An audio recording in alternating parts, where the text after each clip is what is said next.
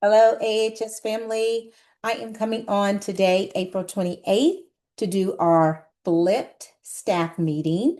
I am very grateful that several of you said that you appreciated the flipped staff meeting the last time we had one. And so let's try another one again. So up first, let's get started because we've got several things coming up that I want to talk to you about and go over. But first, I want to go over and just remind us of our visible learning goal so that we can all check that out and see where we are as our school year is coming to a close. Let's move this out of the way. And so we are at about right here, April 15th, 100% of our students will be able to articulate how they will know they are successful in a lesson. And so as Blaine and I come around and we're hopping into classrooms and checking with students overall, overwhelmingly in all classrooms are able to articulate their success criteria and the learning intentions. And so that is one thing that we are, as a school, doing excellent on. So we have met that goal. We are continuing through the end of the school year to work on 25% of our students being able to identify their current progress in relation to the success criteria. And so all of that is them knowing what their next step is in the lesson. So if they're able to say, I can do, this is my next step. Next year, because our goal is to do 25%, have our students be able to identify their current progress and describe their next steps. We will be really focusing on these pieces next year. Okay, so just know that this goal will continue. It doesn't stop. This is one thing that we will continue on into the next school year. So kudos to everybody for continuing to put that success criteria up. It is that map of where students need to go next. So awesome job on that. If you were at a point to where you're saying, hey, I don't know what that means, showing students what their next steps will be, this is a great example of what that could look like. I'm going to go ahead and share this, make it just a little bit bigger. So success criteria, if you're having students write down their success criteria here, they should be able to, here on this rubric, say their level of understanding. So you can do a quick check-in with students with their success criteria. Here's that next question. What proof or evidence can you use to show the level of learning you choose? And what is your next learning step? You can understand so well that you can teach someone else. That's it.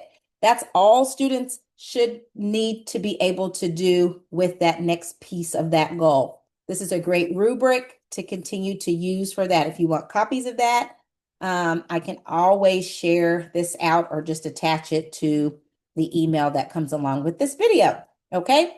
All right. So next up, I want to share my screen again here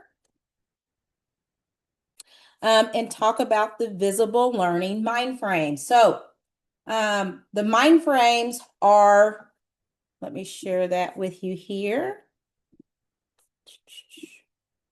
So here are those mind frames that as teachers, we continue to have teacher clarity about and are continuing to be clear about what we are doing within our classrooms. And so I'm going to ask you to choose two. I got my notes over here. I'm going to ask you to choose two mind frames from this list. Okay. So there are 10 of these mind frames. So as teachers, as a staff, these are the mind frames that you should continue to utilize to evaluate just yourself in your classrooms. So mind frame one, I'm not going to read them all, but here they all are here, right? Number three says, I collaborate with my peers and my students about my conceptions of progress and my impact. So that's just you continue to collaborate. We have PLCs. We meet every other Wednesday. So this could be an exact one that you choose when you do your Google form after you watch this video. You can talk about those impact cycles that we have done 3 times this year. So that's one thing that you could choose as one of the mind frames when you get to the Google form at the end of this video. Number 5 says, I strive for challenge and not for the goal of doing my best. So I know that we challenge ourselves and we challenge each other every day. We challenge our students, right? So number 7 says, I engage as much in dialogue as monologue, right? So you're continuing to have those conversations with your students, with your departments. I explicitly inform students what successful impact looks like from the outset. And so these are just continuous mind frames that we will use as we continue on this visible learning journey. At the bottom of here, I love this, that it talks about some additional ideas to consider. So read through those. There will be some questions on the Google form about these mind frames that you will get to answer. You'll have to choose 2 that have resonated with you just this school year. And so be prepared to do that. And this also will be attached to the email with this video. And finally, I want to share my screen. Sorry. If I didn't get rid of it here, with what's up and coming, which is our 24-25 school dates to remember. Let me share really quick here. Where are you? There you are. Okay, so 24-25 school dates to remember. So National Sign Day Assembly, we are working on getting that rescheduled. So we're going to skip that for this week. We do have our drum line on the 2nd, not the 3rd. The 3rd is a Saturday, so we can't do it on the 3rd. It is the 2nd. So we will be doing that at the end of this week. Don't forget that senior portfolios are coming up, and those are next Monday. Senior portfolios are next Monday. And then I love this one here. This is something our students have wanted to do. And so they said they would love to do a teacher versus student game. So if you are somebody that wants to hop in and play a game against the students, that's going to be on Friday, May 9th. They're looking forward to it. They wanted to play us in basketball, but I think I've convinced them to do either kickball or volleyball. So stay tuned for more information on that. All right, one last thing, and I'm going to let you all go. My friend, I got to find it. So my friend SpongeBob, my friend SpongeBob, there's a cute little video that I wanted to show with SpongeBob. It just kind of gives us an idea of what the end of the school year is going to look like. So it's like 30 seconds. Please watch.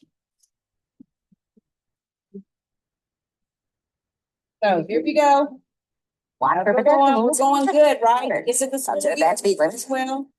Watch for going along and yep.